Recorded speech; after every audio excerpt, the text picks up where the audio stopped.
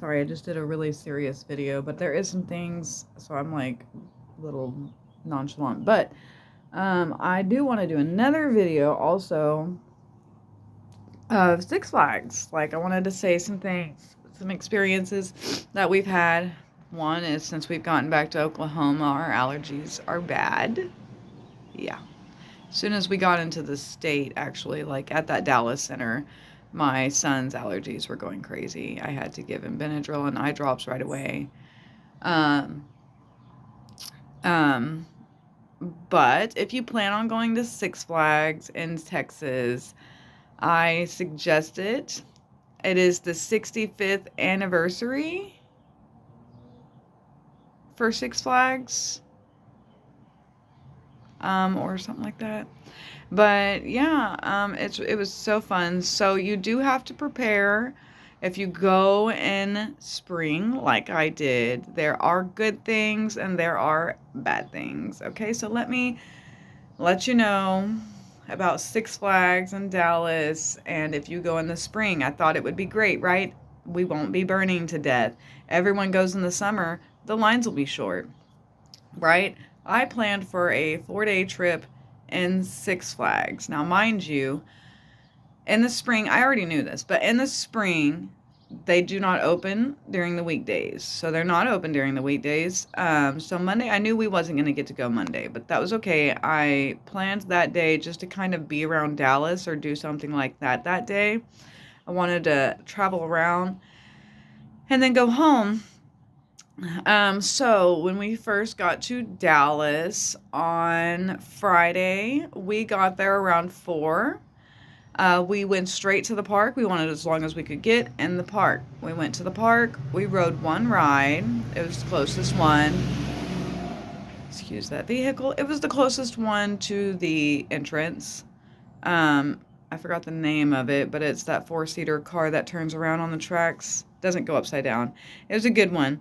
It was raining when we got there. Oh, wait, no. Wait a second. I'm trying to remember how it went. That's why I needed to get this video done before I forget. Sorry. Okay, so the first day we did not get to ride a ride. We went into the park, and by the time we got into the park, they said they were going to be closing by 5. So we went in, and I think we, like, had to leave right away, I guess. Yeah, I don't remember anything happening on the first day. We had to leave.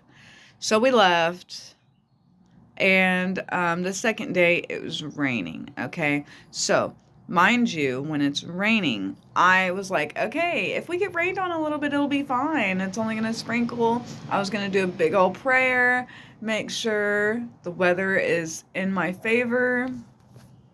Mind you, it was in my favor. Okay, I did ask for just a light sprinkle. Unfortunately, a light sprinkled almost the entire day. Okay, so they ended up closing. We rode one ride, which was the closest one we could get on, and Allie got to ride that one. We rode that one, and as soon as we got on it, they said we were closing for the rest of the day because of the weather, even though it was saying it was going to stop in about an hour. It didn't. It stopped in about 2 or 3 hours.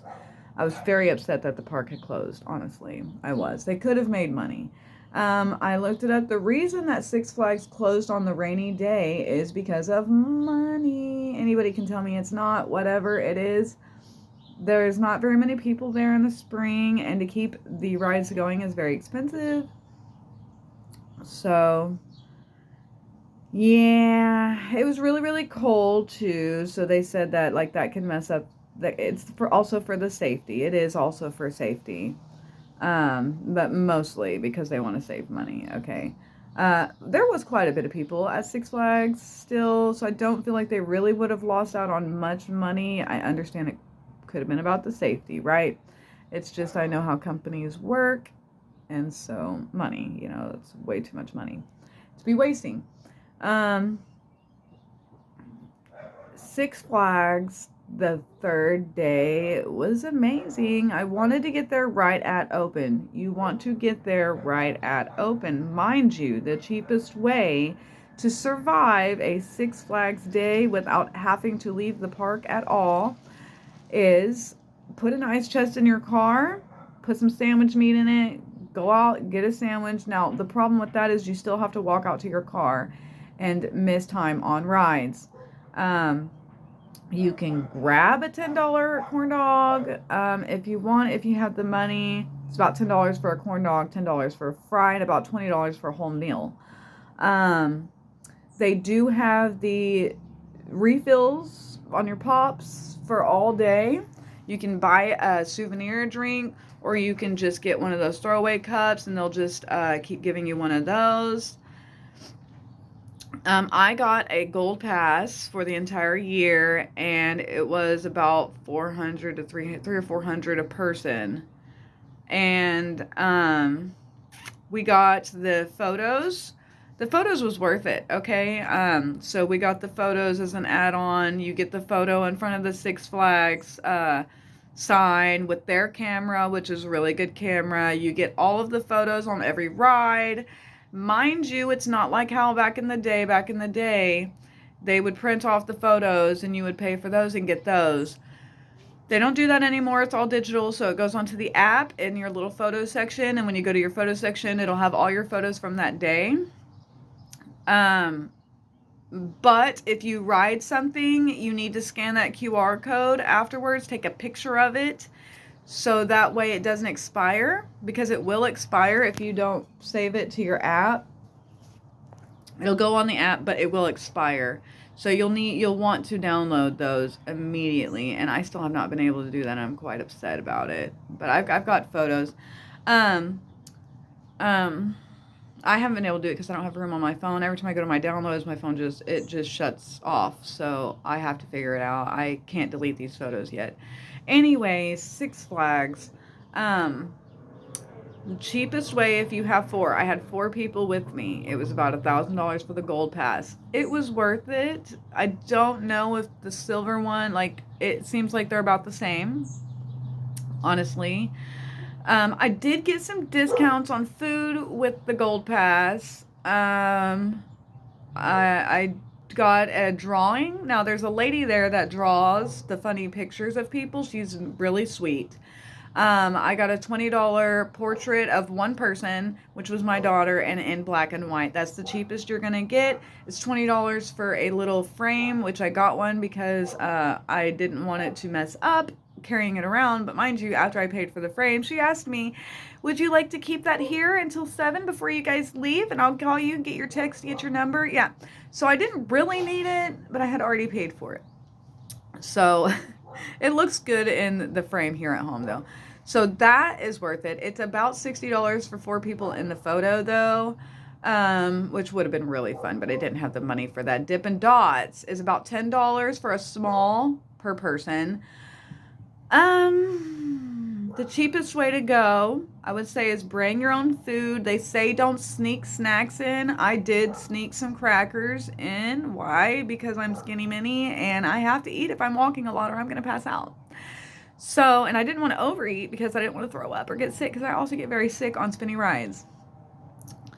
There is warning, okay? I am warning you, if you drive a car into the park, I am warning you now. There is one of the speed bumps before you go in to pay for your parking.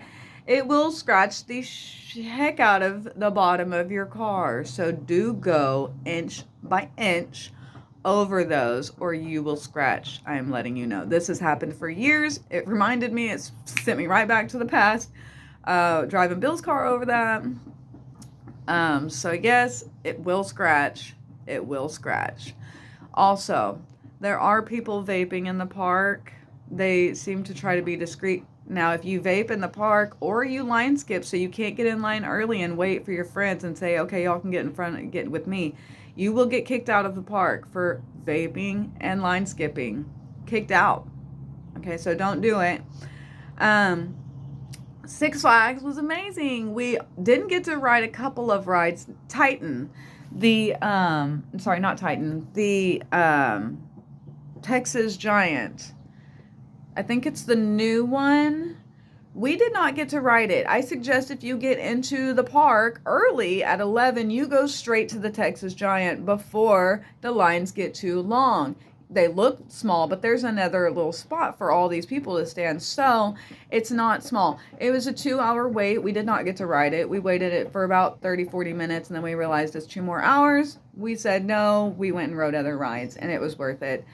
Um, I was upset I didn't get to ride that ride. The flashback, it's gone.